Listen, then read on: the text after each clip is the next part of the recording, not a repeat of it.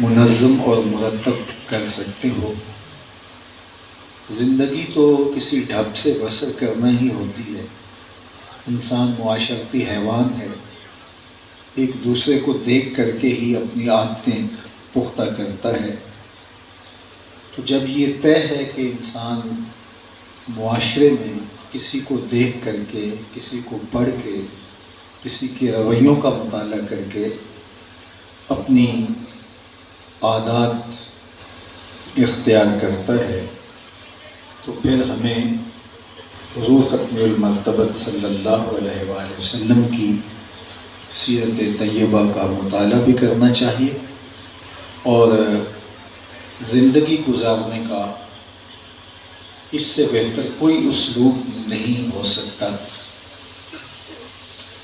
मैं ये बात कहा करता हूँ कि आप ये माइक भी ख़रीदने